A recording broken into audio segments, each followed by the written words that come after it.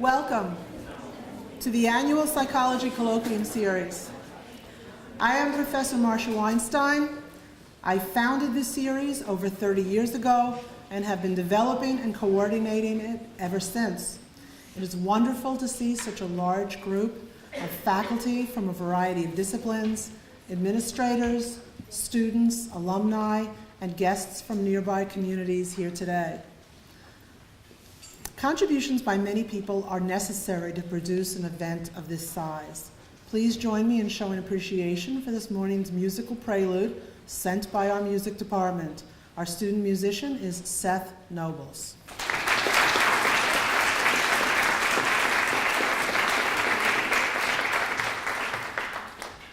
The delicious buffet is produced by Chartwells under the direction of Jim Caldarelli. Special thanks also to Acting Dean of the College of Arts and Sciences, Chris Boucher, Chairperson of Biology, Ryan Fisher, and Professor of Biology, Susan Case, as well as Cengage Learning, a publishing company that continues to be a corporate sponsor of the Psychology Colloquium Series.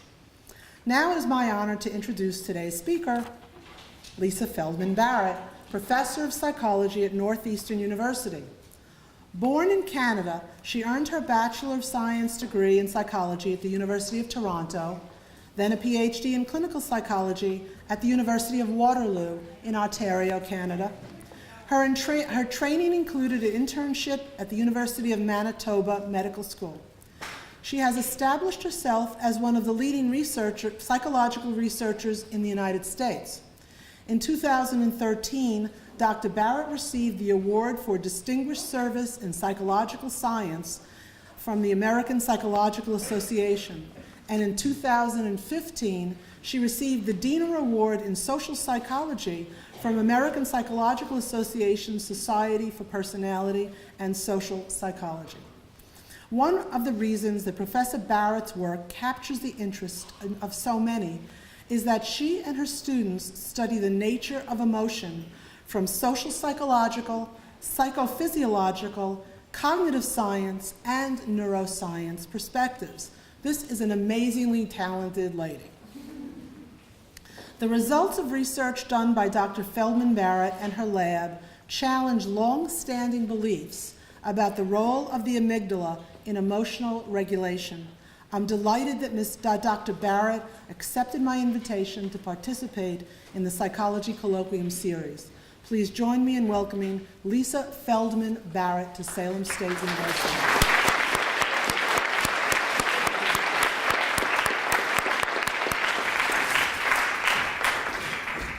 Well, first I'd like to thank Marcia for that lovely, lovely introduction, and also to thank you for coming here to listen to me today. Today we're going to talk about emotions, and we're going to start by talking about one of my favorite topics. Before we launch in, I just want to say that I need to warn the people in this audience who are not neuroscientists that there will be a little neuroscience. I'm not going to go into too much detail. I have detail with me if you want to see the slides afterwards, but I'm going to try to keep it at a fairly general level. All the research I'm presenting today, I'm presenting pretty much summaries because we don't have a lot of time to go into the details. But if anybody's interested in the details, please feel free to ask. The other thing I'll say is this is a whole topic actually which brings up a lot of strong opinions for people. And I love that part of being able to talk to people, but I would ask you actually, particularly the students in the audience, not to ask those questions till the end because they tend to basically take up the rest of the time. However, because it is somewhat technical, you should definitely feel free to ask a question if there's something that you don't understand or that I haven't been clear about, because there's a lot of material we're going to make an attempt to cover today. Nobody's ever accused me of brevity in my speech, so that was a joke. So who here likes to watch cartoons? Yeah. Exactly, right? So cartoon chemistry is about mixing colorful liquids in test tubes until they explode. Cartoon physics is about running off a cliff and not falling until you look down. That would be awesome, right? The science of emotion now has its own cartoons too. These are little characters that live in your brain. One for anger, one for fear, one for sadness, one for disgust, and one for joy. You know, joy's the leader because this is the United States and we are very, very fond of happiness, so she's the leader. Here's the thing. Nobody would expect that we would learn about chemistry from watching cartoons. Nobody would expect that cartoons about physics would replace a course in physics. But when it comes to emotion, this cartoon was actually inspired by a real theory. It's called the classical view of emotion, what I call the classical view, which includes basic emotion theory and some versions of appraisal theory, which we have in psychology. There were many articles written in many newspapers and magazines about how wonderful it was that this cartoon actually mirrored the actual theory of emotion that is dominant in psychology today. And so, you know, I'm going to say today that animation is really the perfect vehicle for characterizing this view because the theory itself is actually quite cartoonish. The basic idea is that something happens in the world, like you see a snake. This supposedly triggers a circuit in a very specific part of your brain where one emotion lives, like fear. Every time you feel fear, supposedly the neurons in this brain region fire. Likewise, this is supposed to happen for every other healthy human being on the planet, and for other primates and rats, and for many, many other creatures. This brain activity is supposed to produce a specific physical state, like a fingerprint, for fear. It's supposed to produce a very specific feeling of fear, and it's supposed to cause a distinctive facial expression, and then a very specific action, like you run or you freeze or so on. The idea is that everyone in the world can make that face and recognize it, so it really has a physical fingerprint of fear that we should be able to use to measure when someone is fearful. And likewise, every other emotion, not every other emotion, but 6 special emotions actually are supposed to be like this. They're supposed to be biologically basic, which means you can't reduce them to anything else and still be studying emotion at the level of biology. So this is cartoon neuroscience. The question is, for us, is it true?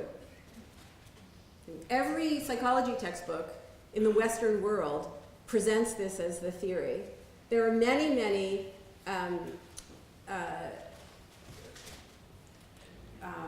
industries and treatments and so on that presume this theory to be true. I'll just give you one really quick example. The United States government spent $900 million. Let me say that again.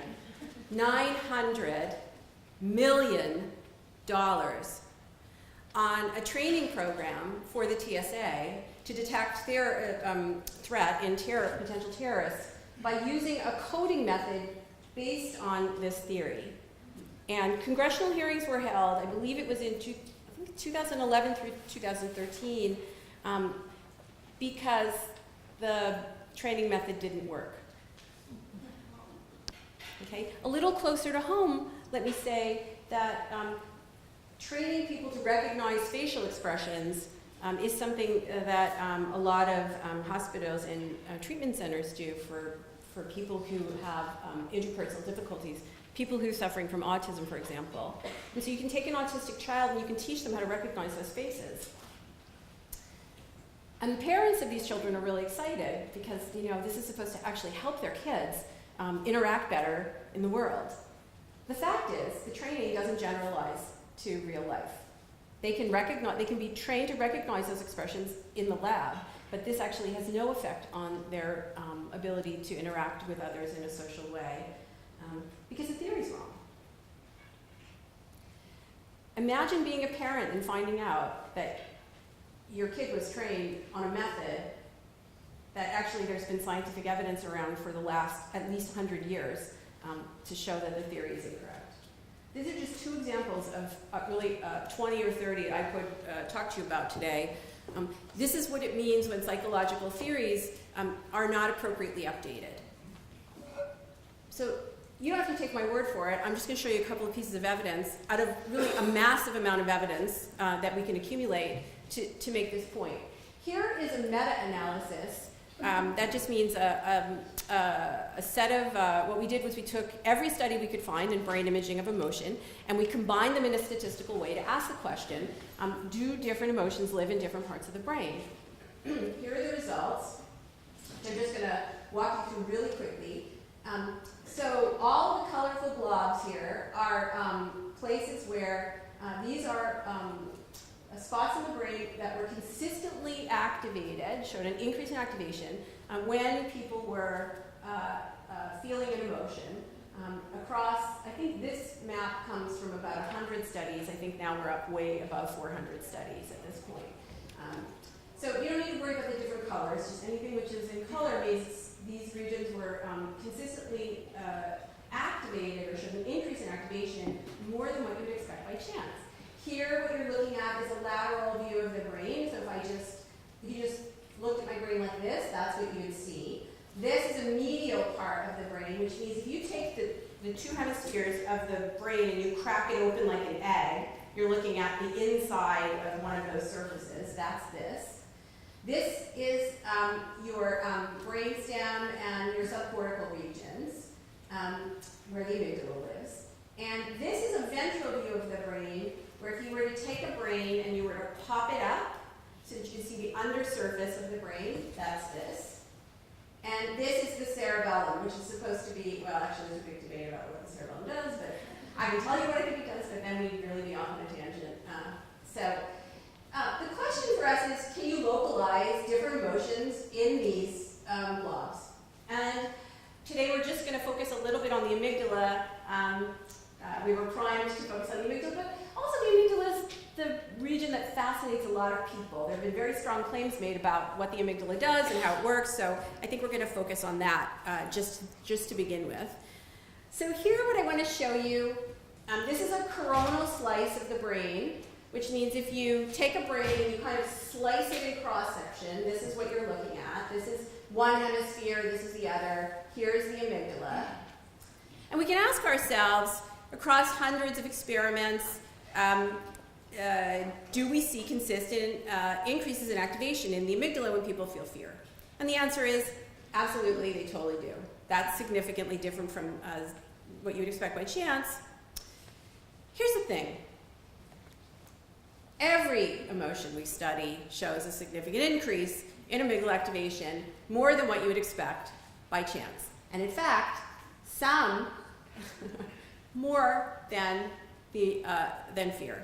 Also, if fear is the home of amygdala, right, where amygdala circuits are, you would expect much more than 27% of the studies to show amygdala activity.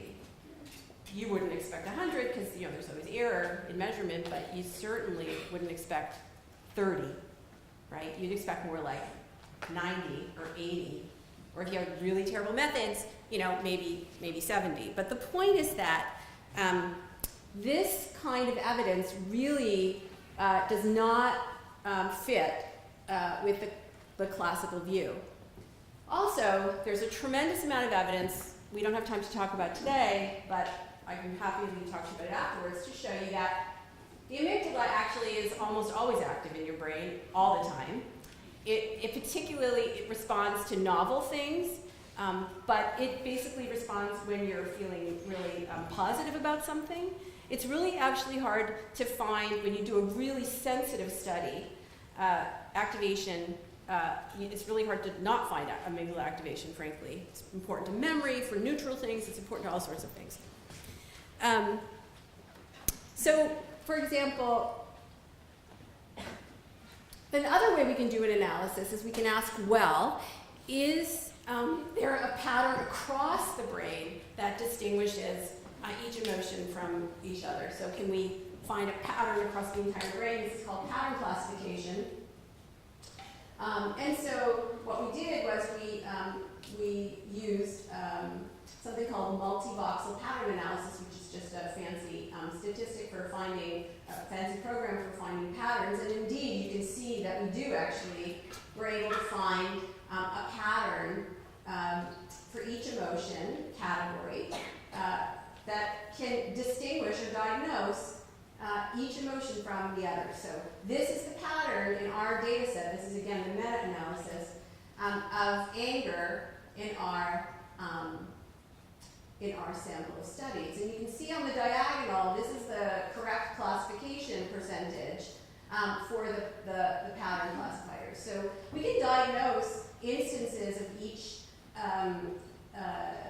category pretty well. But let me ask you a first question. Do these look similar to you or different? Just, what's your guess? Similar or different? It's easy, it's 50. They look really similar, right? Exactly. So that means that the same brain regions are involved, it's just a different pattern of activity. Also, people, who here has heard about neural fingerprinting? The idea that you can find a pattern that can is like a neural fingerprint for what you see or what you're feeling. Has anyone here heard about that? Yeah. Okay. So the idea that people have actually, we just published a paper on this exact thing literally this week. The assumption is that this pattern appears in every single instance of anger. Well, more than what you said by chance. The fact is, this pattern doesn't exist in any instance of anger. This is a statistical summary that is abstract, meaning you can use it really well to diagnose when something is anger or not anger in that sample, right? But that pattern doesn't actually appear in any of the instances. It's like an average. So the analogy I would give you is, if I tell you that there are 3.13, the average American family, middle-class family, has 3.13 children. Does any family have 3.13 children? No, exactly. In fact, it'd be really surprising, right? If you saw 0.1 of a child. What we showed recently when we did a series of mathematical simulations is that actually no single point in the brain in any of these, so for anger, for example, no group or no single point is actually active in any instance of anger, actually. Like, this is an abstract summary. So even though what you're dealing with here are categories, right? This is a pattern for a category, but we all know categories vary a lot, right? There is no perfect Cocker Spaniel. And in a dog show, people are looking for, a comparison to the ideal, but that ideal doesn't really exist anywhere. Okay. This is really important, I think, because what I also want to show you is these are the patterns for our that we found. This isn't really coming across very clearly, but here's a pattern classifier which also worked really well to classify emotion categories in a paper that was recently published by Kevin LeBar and his students. And here's one that was just published by Saramaki et al., all in the same year. So we're all using different samples. We used a meta-analysis. These people used individual subjects. Does the pattern for anger in red look like this pattern for anger, or the pattern here in blue for anger? Do they look anything alike? No, they look nothing alike. Is that a problem? It's not a problem, actually, because as I said, categories are highly variable. They're highly variable. This is something we've known since Darwin's time. This is actually one of the things Darwin is very, very famous for. Okay? It's for understanding that a species is not a physical type. It's a highly variable category. Okay? I'm going to say more about that in a minute. The main thing I want to point out to you, somewhat because it's important today, but also just because it's important if you're ever going to read neuroscience, especially in a magazine or an article. These patterns are not neural signatures. They're not biomarkers. They're not fingerprints. They're just abstract summaries. They're like averages, kind of, like really sort of more complex than an average, but it's a little bit like an average. Here are a couple of other facts I want to show you about the amygdala. I don't want to take, I'm actually going to tell you what we think is happening, but I just think these are really cool. These are macaques making particular, very characteristic facial movements. One of my former students, Eliza Bliss-Moreau, actually is now an assistant professor at Davis and has her own macaque troupe. So these data come courtesy of her. In the literature for a number of years, actually inspired by Darwin, the assumption is that this face, a silent, bared tooth face, is the expression for fear. Does that look like fear to you? Okay. What's that? He looks fearful. Yeah, okay. So some people think he looks fearful, some don't. Here's what I'm going to show you. Fearful expressions in a monkey should occur when you show them their arch enemy, which is a snake. Now, many of us are not fond of snakes. I'm very fond of snakes as long as my daughter doesn't want one for a pet. You guys are not laughing at my jokes. You clearly didn't have enough treats to eat, so I'm not going to make the other attribution, which is that you don't think I'm very funny, because that would hurt my feelings. All right, so I'm going to show you now from an experiment, data from an experiment, where monkeys were shown live things that really they're afraid of, snakes, spiders, stuff like that, you know, kind of like humans. And the size of the circle tells us how many monkeys, this is across 30 trials, how many monkeys actually showed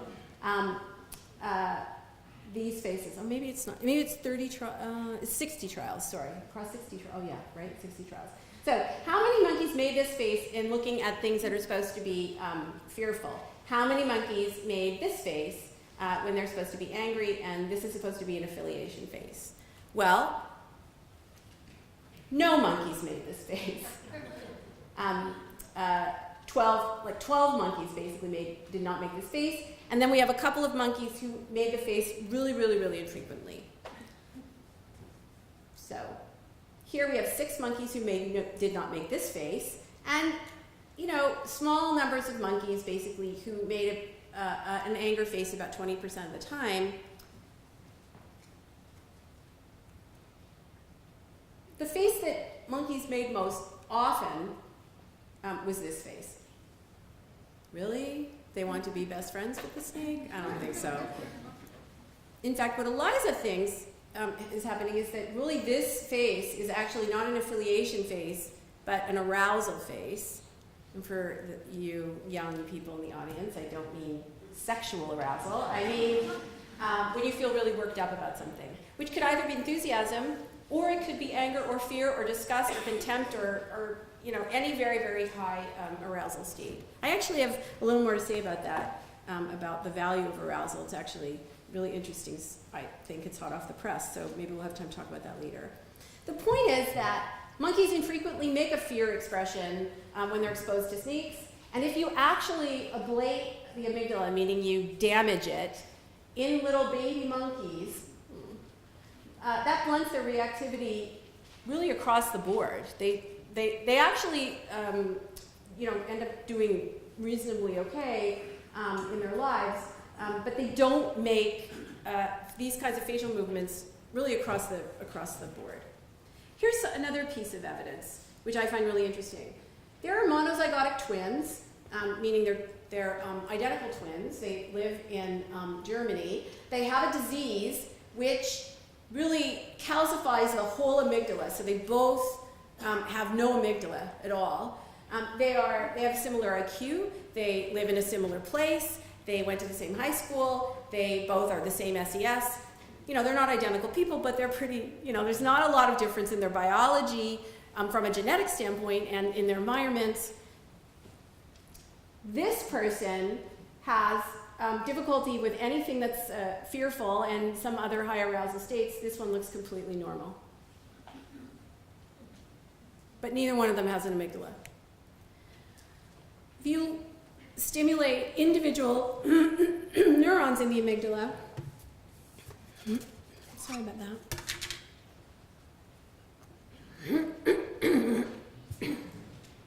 Jeez, okay. If you stimulate individual neurons in the amygdala in awake humans, which sometimes you can do when somebody's waiting for an operation, what you find is that amygdala or you can record. In this case, I'm going to talk about recording. You can show people objects and things and see when the neurons record. It takes about 250 milliseconds after you've shown a stimulus to one of these people that the amygdala responds. 250 milliseconds. That may seem like a really short time to you. I can assure you that if you waited 250 milliseconds to respond to a threat, you'd be dead. Okay? In fact, things like baseball, basketball, football, tennis, these kinds of games could never exist if we were merely waiting for a stimulus to respond to.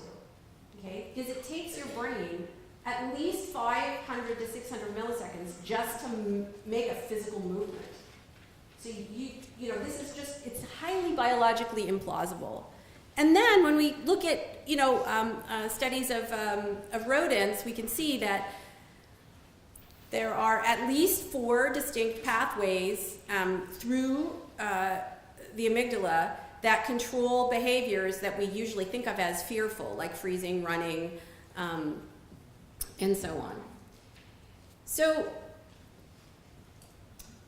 where do all these ideas come from? Well, they come from this book, really. Almost everybody who uses the classical view of emotion cites Darwin as their kind of intellectual inspiration.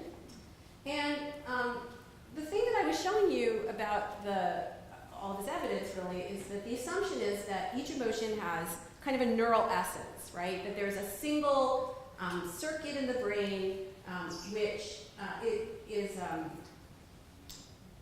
fires to produce, each motion has its own one, and when that fire occurs, that makes a fingerprint, right? A signature that we should be able to measure. So it's a highly essentialized view of emotion, and what's interesting is that Charles Darwin, in his book, The Expression of Emotion in Man and Animals, wrote about a highly essentialized view of emotion. It's interesting, there are a lot of interesting things to say about Darwin.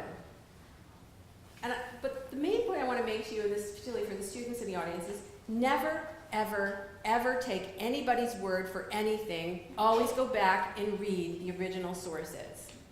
And you will have exactly, in whatever topic it is that you're interested in, I'm guaranteeing you, if you do, at least once in your life, you will drop the book and fall. Well, you guys probably hold books anymore, but I stay away from books. You'll basically fall off your chair. Because Charles Darwin actually never said that emotional expressions were functional.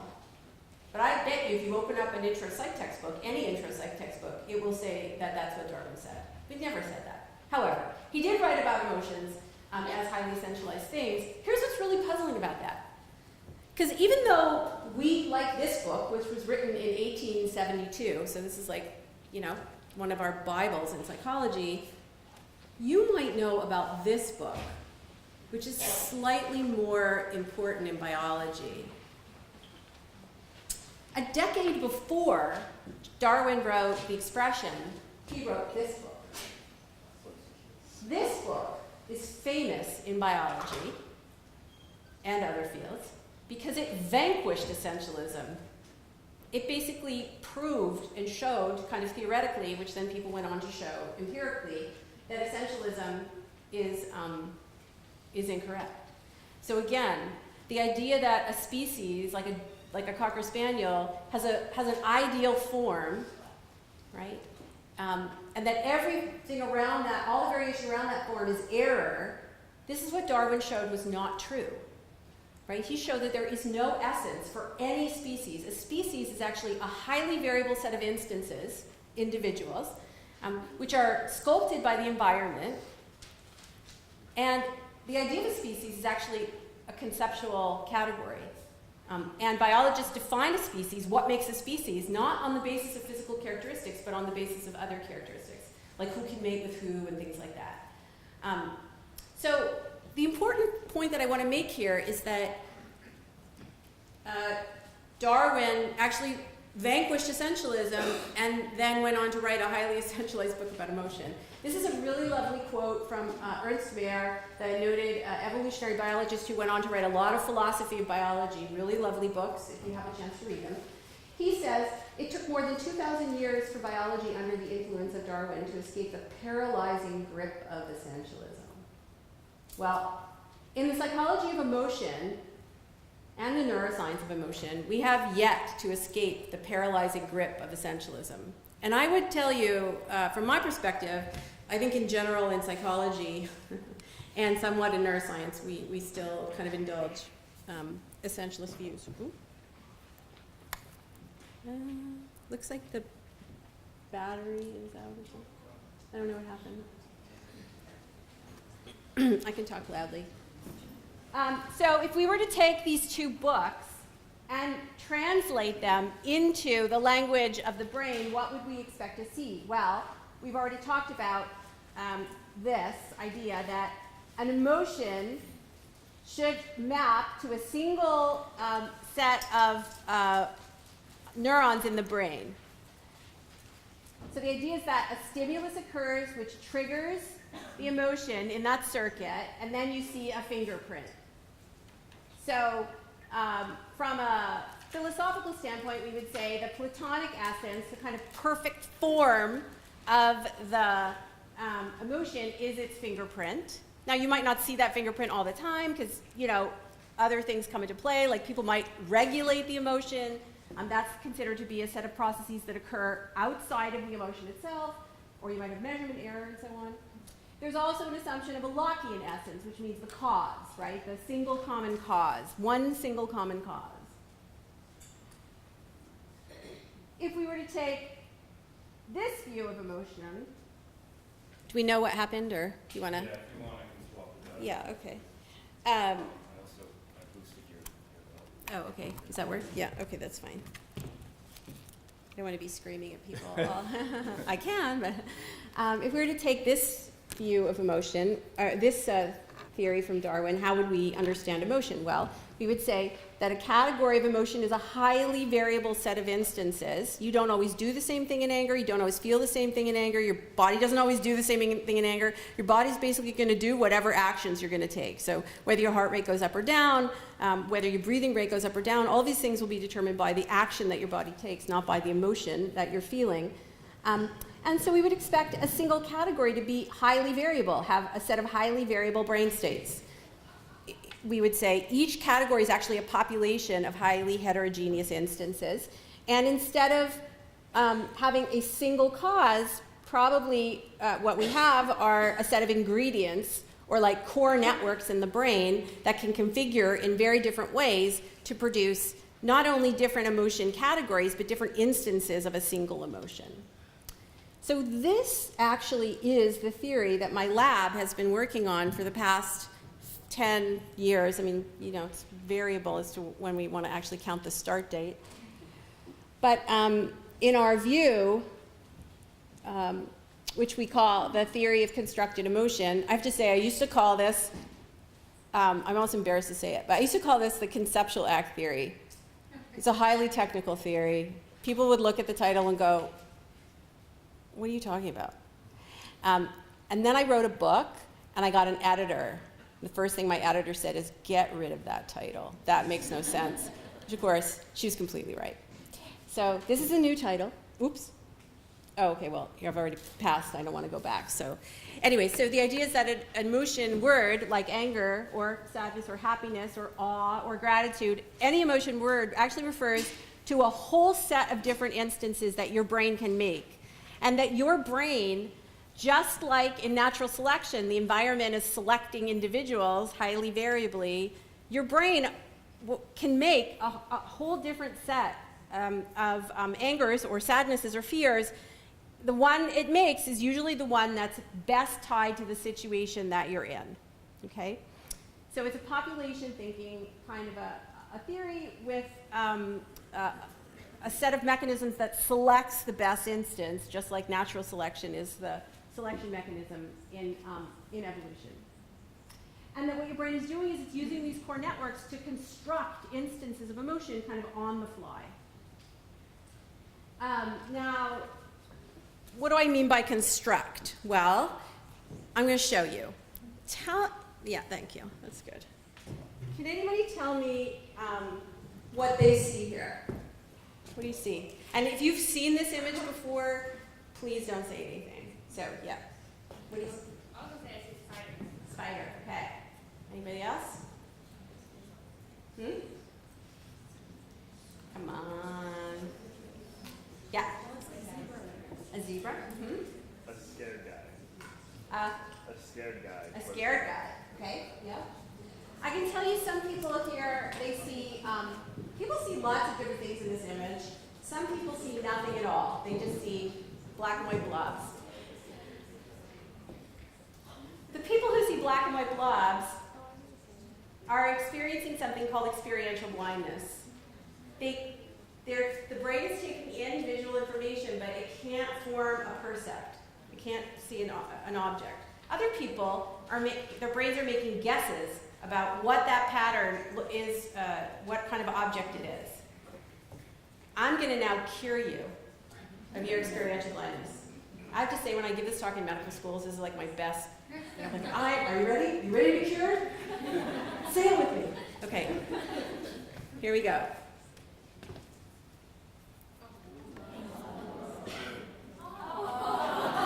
That is the most gratifying, thank you. That's really, it's gratifying. Who would like me to do it again? Yeah, okay.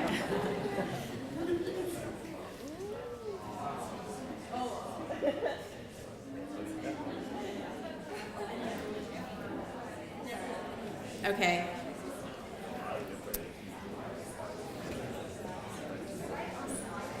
So what just happened here? What just happened here? Here's what happened. Your brain added information stored from your immediate past, meaning I just showed you that snake, so that now when you look at these blobs, you actually see an object. So your brain is actually struggling all the time to make sense of incoming sensory input, which we never have access to that struggle. We only have access to the percept that is the result of that struggle. And so I have to resort to means like this to demonstrate to you actually what your brain is doing. It's very difficult for you, not only do you not have introspective access to your brain using its storehouse of knowledge to make sense of this visual input and any sensory input actually from the world, but you also, it's an obligatory process. It's very hard for people to undo seeing this snake. If I showed you, so some of the, like the body of the snake might not appear to you so clearly anymore. Most people have no trouble. I could show you this image 5 years from now and you will see the head of that snake, even though I've only shown you the image once. So what happened in your brain to make this happen? Well, here's the thing. One of the most really important discoveries in the last, decade of neuroscience is that certain parts of your brain are changing the firing of other parts of your brain, in this case, in visual cortex, to construct an experience, fill in the details, to construct an experience of an object that actually is not there. There is no snake there. They're just a bunch of black and white blobs. You see a snake because your brain is filling in information. So basically you're having a hallucination. But it's not the kind of like really scary, I better get myself to the hospital kind of hallucination. It's the kind of hallucination that we say, this is my everyday kind of, my brain is built like this, it's built to work this way kind of hallucination. Scientists have a specific name for this kind of hallucination. It's called a simulation. And simulation is the basic way the brain works. So, for example, and not just with vision, but basically, like, who here has ever had a song go through their head that they cannot get out of their head, like, no matter what they do, right? That's simulation. If I said to you, if I placed a plate in front of you of pink, cold-looking, yummy, well, for me, yummy, strawberry ice cream, Who can simulate the taste of strawberry ice cream? It may not be exactly it might not be exactly the taste, like in full form, but it's kind of like a ghost of a taste, right? You can do it. Okay. But then what would happen if it was actually cold salmon mousse? Yeah, right? Exactly. I mean, but if I said to you, hey, here's this plate of salmon mousse, some of you might like that. Okay, so your brain's constantly changing the firing of its own neurons. You see this as a snake because in visual cortex, your neurons actually are changing their firing. You actually do this all the time without your awareness. Let me give you an example. Keep your eyes open, looking at me. Who can see a Macintosh apple in their mind's eye? Okay, you just change the firing, certain parts of your brain change the firing of visual neurons in other parts of the brain. That's why. You can see that apple. And what if I said, okay, make it a Granny Smith apple? Okay. So this is the way the brain works. This is the way the brain works for all sensory inputs. You have a brain that anticipates what's coming based on what's happened just a moment before. Because that's how your brain is wired. That's how we learn how to perceive and act in the world. And in my view, this simulation is the key to understanding the nature of emotion. So what I want to show you now are a set of brain images from studies that we've done where we actually ask people to simulate in a scanner, a brain scanner. So subjects are lying completely still, okay? They can't move. We don't want them to move. It makes diagnosis very hard if they move. They have their eyes closed, and they're listening to scenarios on earphones that are describing highly embodied descriptions. I mean, they're using a lot of descriptive language about sights and sounds and smells and bodily sensations and so on. When you do this, here's what you see. You see, this is now we're looking down at the top of the brain, okay? What we see is activity in motor cortex and somatosensory cortex. Motor cortex is the cortical strip that is involved in controlling your physical actions, and somatosensory cortex is the primary sensory cortex for touch and proprioception and things like that. But you're lying still in a scanner. Your sensations haven't changed. You're not moving, okay? But yet you see activity in motor cortex. This is that was what I showed you before was sensory, somatosensory. This is and also a little bit of motor cortex. This is premotor and supplementary motor cortex. Premotor cortex contains neurons that some people have called mirror neurons. Mirror neurons are not special neurons. They're just neurons that do what all the other neurons do. They simulate, okay? For all sorts of reasons. Here, there are no people present. But yet, these regions are active. Okay. You also see activity in visual cortex. This is visual cortex. Here what you're looking at is the back of the brain in cross-section. I should have said this is a medial slice, right? This is the front of the brain, that's the back. This is visual cortex. Now, we saw activation in auditory cortex, not surprising because they were listening to, subjects were listening to stuff. But visual cortex, their eyes are closed. This is what happens to you when you see the snake, or when you see an apple in your mind's eye, right? And then we also get activation in the amygdala. Now this is the cross-section of the brain, kind of like this, but here you're looking at the cerebellum. This is now the front of the brain. And what I've circled here is the blobs here refer to the amygdala and the hippocampus. Why is that important? Well, it's important because the hippocampus is one of the most important regions of the brain for memory. So during simulation, your brain is using past experience to create sensory experiences and to prepare your body for motor responses, even though subjects have the instruction to lay extremely still. Okay?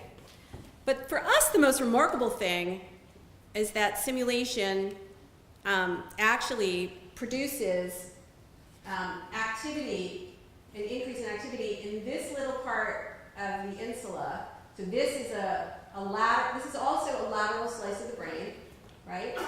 But what we've done is we've kind of sliced into it a bit, not a real brain. This is all like electronic. We sliced into this brain so that we can open up a portion of the brain called the insula, which normally is hidden from view.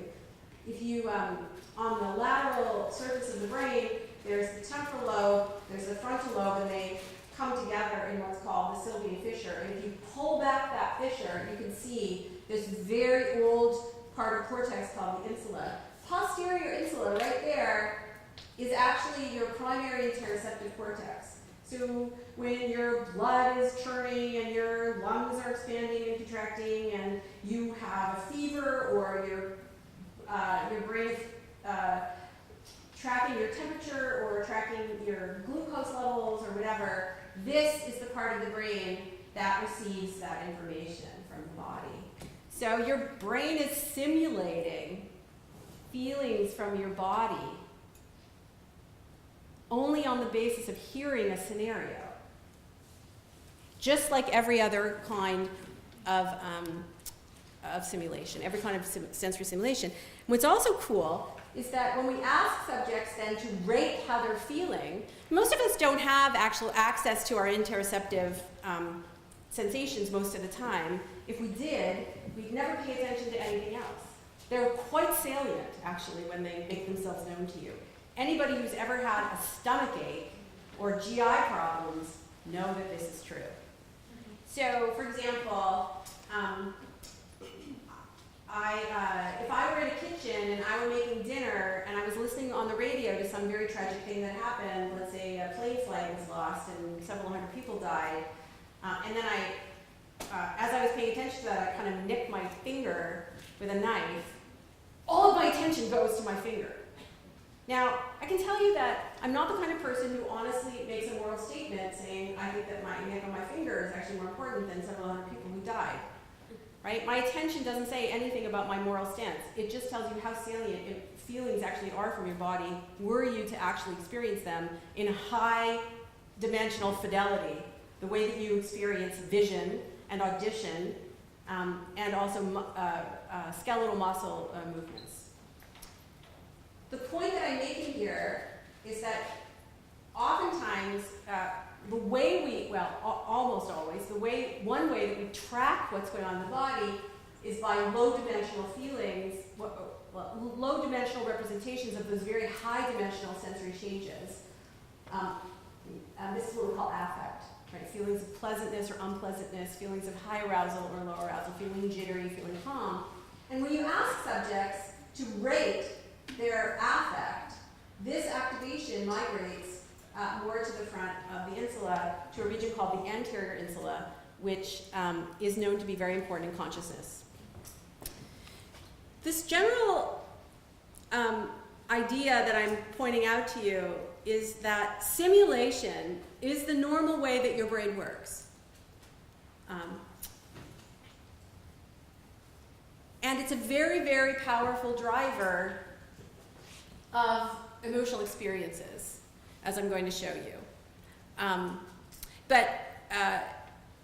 For example, there's a study done that was published in Science magazine a couple of years ago by the social psychologist Dan Gilbert and Matt Killingsworth, who was a student at the time, where they used experience sampling, so they were tracking people's experiences throughout the day, and occasionally they would ask people what they were paying attention to. Were they paying attention to the outside world, or were they paying attention to their own kind of thoughts? Right? So were they mind wandering, or were they paying attention to what's going on in the world? And then they asked them how they felt. And what they found was that about 50% of the time, people are actually inside their heads, simulating, having imaginary experiences of the past or the future, rather than paying attention to what's going on in the outside world. And that this was a very powerful driver of emotional experience. If that's right, then that means that half of you right now are not listening to anything I'm saying.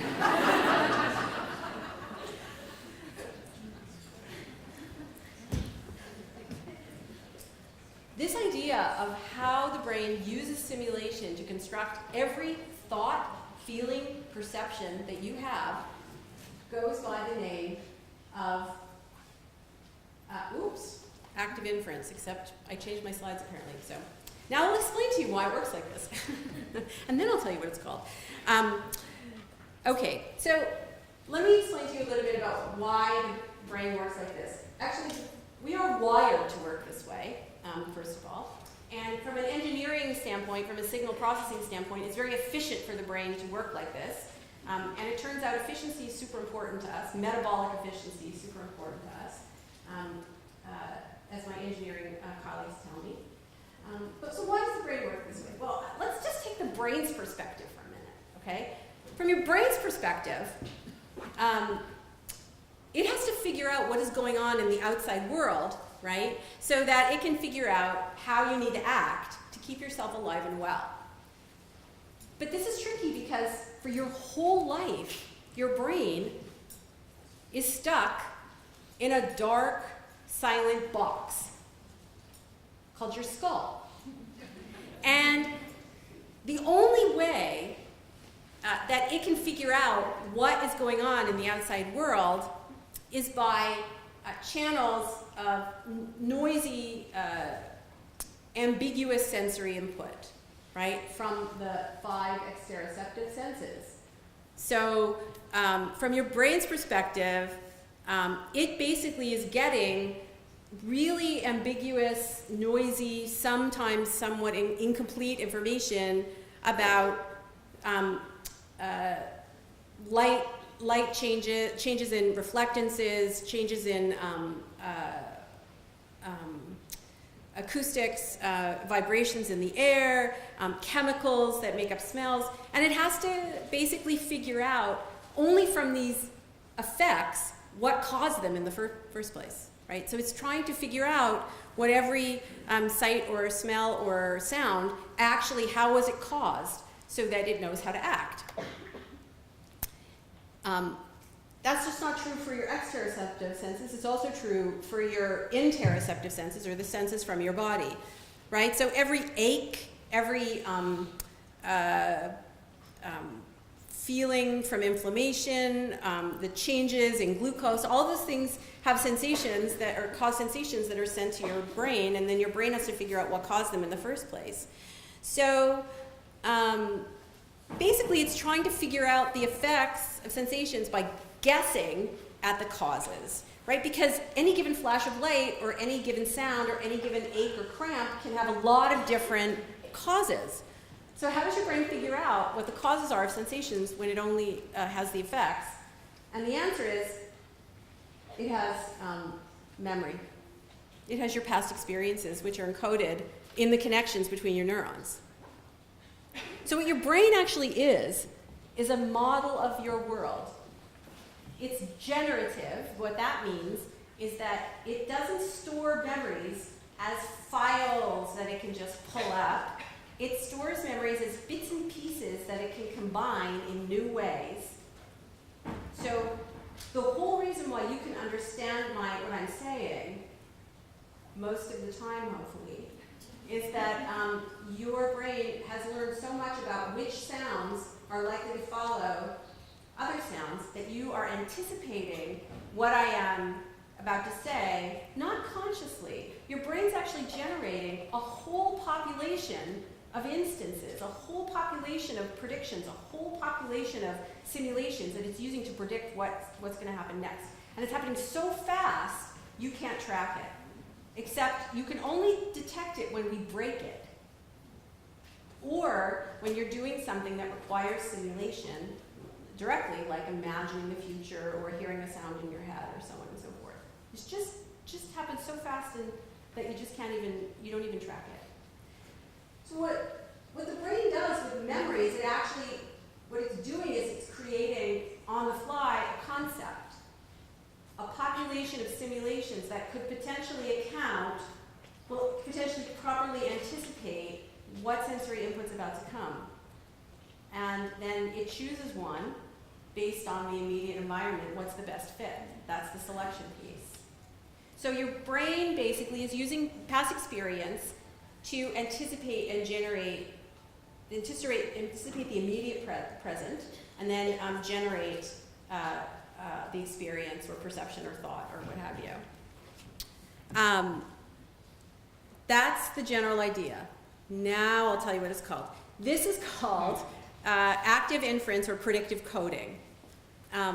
And as I said, if you were to, this is not in any of your textbooks, right? So for most people, when they read a psychology textbook, it tells them like where the lobes are in different regions and stuff like that. What it doesn't tell you is that your brain is literally wired for prediction because it's metabolically efficient.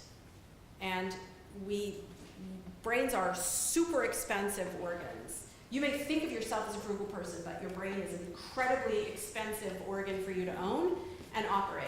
It actually, even though it only weighs 3 pounds, it takes up about 20% of your metabolic function, your metabolic resources. That's a lot for a little piece of meat. And we actually don't have nervous systems that can sustain, metabolically sustain a brain that actually would lie dormant and wait to be stimulated by the world.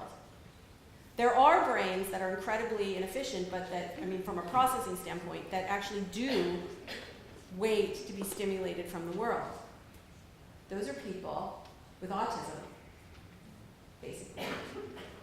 There's a whole story there we can talk about, but, you know, maybe afterwards. The whole point is that really what's happening in your brain is that it's constantly, on the basis of the present moment, generating predictions, simulations, about the immediate future, okay? And so certain parts of your brain are changing the firing of other parts of your brain in anticipation of the sensory input that's about to arise. And it's doing this on a scale of milliseconds, not on the scale of hundreds of milliseconds or seconds even, or, you know, in psychology, when a subject presses a button really fast, like less than 300 milliseconds, right? So they're doing an experiment, they're pressing buttons, so we know how they're responding. Anything less than 300 milliseconds, we don't even count that as a real response. Okay, for us, a reasonable response to a stimulus is between 300 milliseconds and like 2,000 milliseconds. Anything outside that we don't usually count. In 300 milliseconds, do you know how many predictions that your brain will make and either reject or modify? I mean, the temporal scale is incredibly different. And psychology theories don't really take account of that very well. So what's happening is your brain's making predictions. Right? So certain parts of your brain cause a change in the firing of visual neurons. And then constantly your brain is also receiving sensory input from, input from the retina that makes it to V1, which is primary visual cortex. And in that cortex, in the layers of that cortex, how the neurons are organized, the brain is comparing what it predicted from what it receives. And it only encodes the difference. It's kind of like how YouTube works, or your MP3 players work. To be efficient in compressing information, there's a lot of redundancy in the visual world and the auditory world, meaning the signals are highly correlated. They're highly correlated in how one pattern of signals predicts the next pattern of signals. So all your brain is really paying attention to are the differences, and that's actually what makes it into your brain. So I want you to think about what this means for a second. It means that if you are predicting well, right? So you have that Macintosh apple in your head, and I pull out, I keep meaning to bring an apple with me, but a Macintosh apple. If that Macintosh apple matches exactly the Macintosh apple in your head, do you know what you encode from this apple? Nothing. If you predict well, your experiences are your beliefs. It's only in the case where there's a difference that your brain will encode the difference, and that information cascades back to the regions where the predictions were initially launched.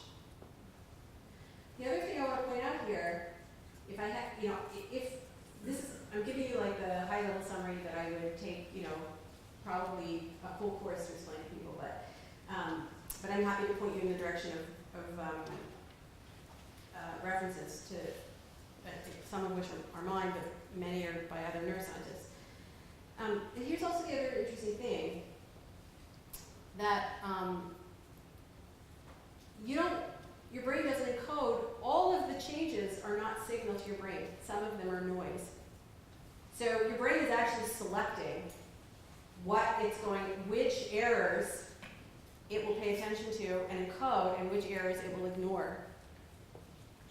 So for example, who here has ever seen this study I'm about to reveal? Now, it's never going to work for you, so I apologize in advance. This is like a big reveal. Who has ever seen the study of inattentional blindness with the gorilla crossing the basketball court? Okay. Why do you not see the gorilla? Because your brain is making predictions about the basketball players. You literally don't see it, but it's there. Like, how could you literally not see something that is actually literally there? It's because your brain actually just isn't paying attention. It just doesn't care about the gorilla because it wasn't important to you. It wasn't important to your body, so you didn't care. Okay. This is a really important point because you are not built your brain isn't built for accuracy in perception. It's built for seeing and hearing and thinking in ways that are relevant to your immediate goals of the moment. This has huge implications. So for example, I just used this exact, the science behind this to write a brief for the Massachusetts Supreme Court about implicit racial bias and its influence in legal proceedings based on this, why is eyewitness testimony so flawed? This is the reason why, actually, because people do what they do. I've also talked about this with respect to gun violence and, police shooting of unarmed African American men. Obviously not the cases where somebody's running away and they're shot in the back, but the cases where if a police officer actually waited until they saw and could confirm in consciousness a gun, they'd be dead. But they have a set of predictions based on the culture they grew up in that leads them to make flawed predictions. Some of those police officers literally see a gun where no gun is there. This is a serious thing because it means that no amount of education will change their behavior, which is exactly what police forces actually struggle with. They give training, but then the officers go back into a culture where we all watch 10 o'clock dramas and movies where there are huge stereotypes in who's the villain and who's the hero kind of thing. And so we're all walking around with these kinds of beliefs in our head, both from our own experiences and from things we read and see on television and so on, and that's what the brain is using to make predictions. And then it corrects those predictions, sometimes, and to produce experiences. So if you take every phenomenon that you're interested in psychologically, you can place it in a space where some experiences are mostly prediction and not really so much correction by sensory input from the world. And then other experiences or phenomena are more where you've suspended your predictions and you're just receiving the sensory input. That's kind of like what we did with the optical illusion of the snake before I showed you how to make sense of it. Now I'm just going to make one more point, and then we'll wrap up for today. So where are the regions of the brain which make these predictions? So what are the predicting parts of the brain? Well, we actually know something about this because we know something about how the cortex is structured, and this tells us something about who's predicting and who's listening, or which regions are receiving, which regions are predicting. So Helen Barbas, who's an anatomist at Boston University, has done about 25 years of work with macaque monkeys, and she's mapped out what the cortex looks like from an anatomical standpoint. So if you take your cortex, take it off your the rest of your brain, and you pull it out like a dinner napkin, and you look at it in cross-section, you can see that it has the layers. So the neurons are actually arrayed in columns, if you were looking cross-sectionally, okay? And the columns have anywhere from 3 or 4 layers to 6 layers. We all think about cortex as if it has 6 layers, but actually a lot of cortex does not. It has only much less. This is important for the reason I'm about to tell you that. So the regions that are that don't have 6 layers are called agranular, and the regions that have 6 layers are called granular. Why is that important? Because predictions actually issue from the lower layers of agranular tissue, and they project to the upper layers of granular tissue. What is this? This is like all your primary sensory regions, or have 6 layers. Okay? Agranular tissue only has 3 or 4 layers, and it's really dense down here. Now there are some other differences between these, that we can talk about that are really interesting. Neuroanatomy made interesting for people, I hope. But here what I've done is I've taken a brain. These are the picture of the Brodmann areas, and which are just designations of structure. This is called cytoarchitecture. So this is just how many layers does do each of these regions have? And I've colored in dark here the regions that are agranular. And the light gray are actually called dysgranular, which means they have 5 or 6 layers. So in your insula, there's a part that's agranular and some that's dysgranular. Here, these regions here are all in predictive. These are all predictive regions. Even Broca's area, turns out, is a predictive region. Does anybody here, this is technical, so you might not know, does anybody know the other common name for agranular tissue in the cortex? Limbic.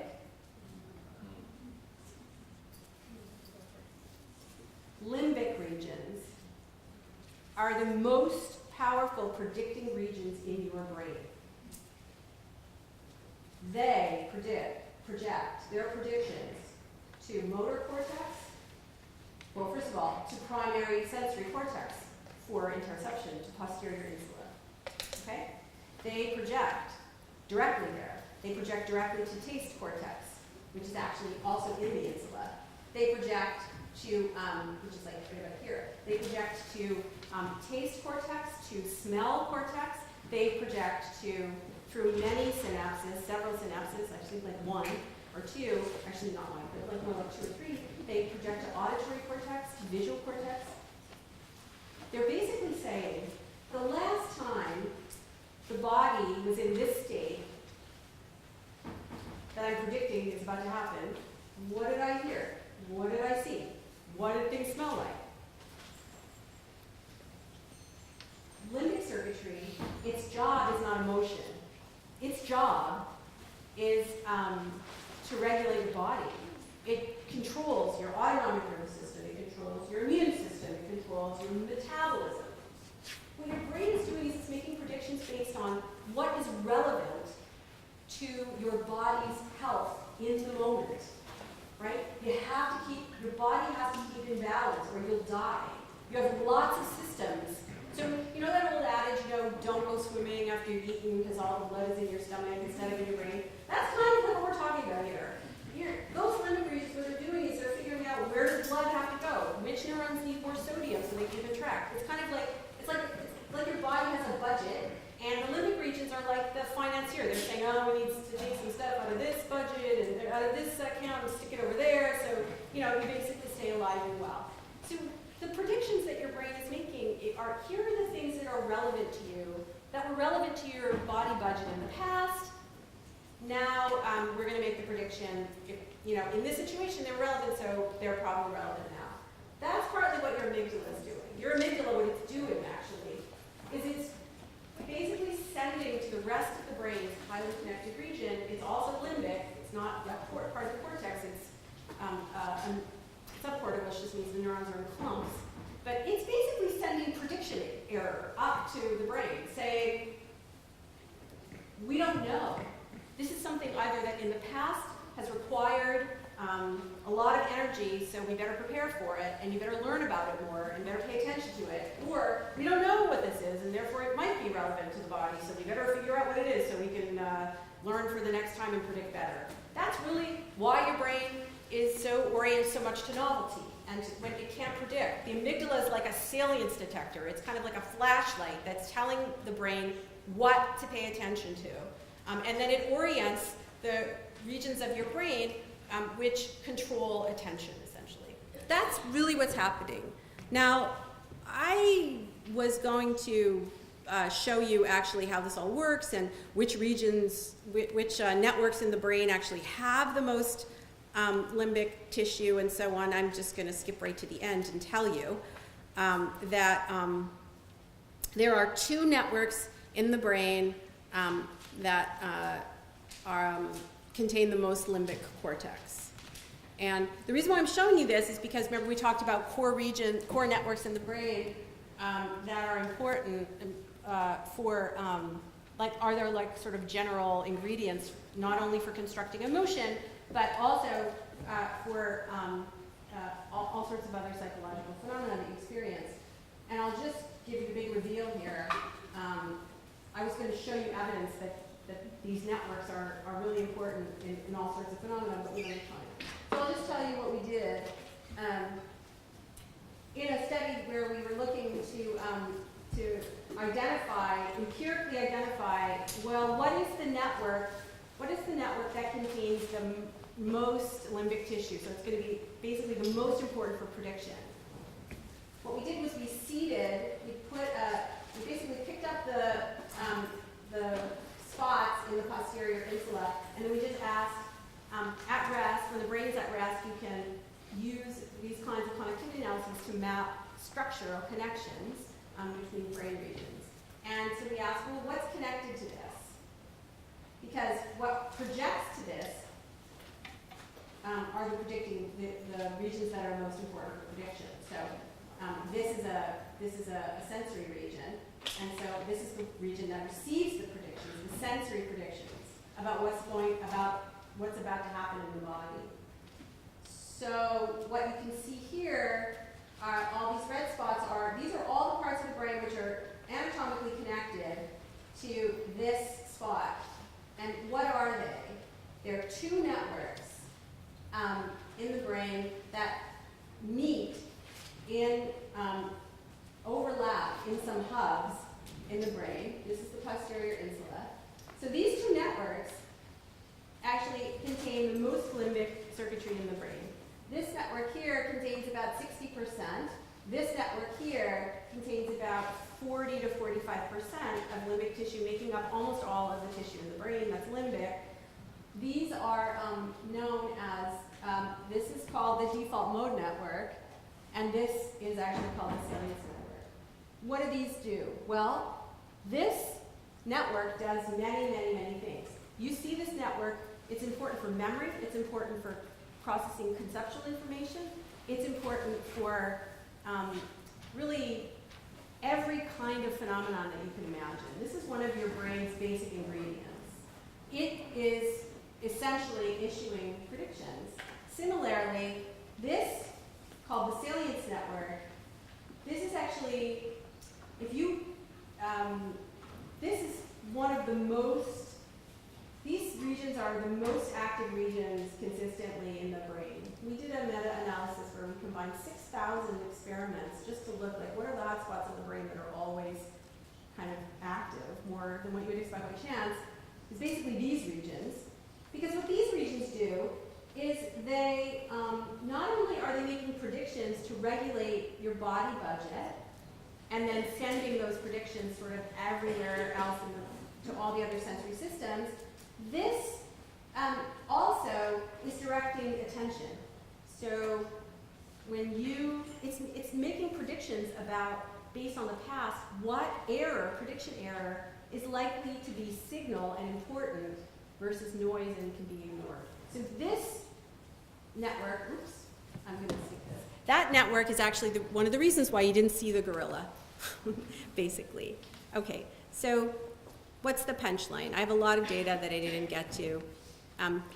But the punchline is, your emotions are not, the regions of the brain that we think of as the most reactive, which are limbic, turn out to be the most predictive.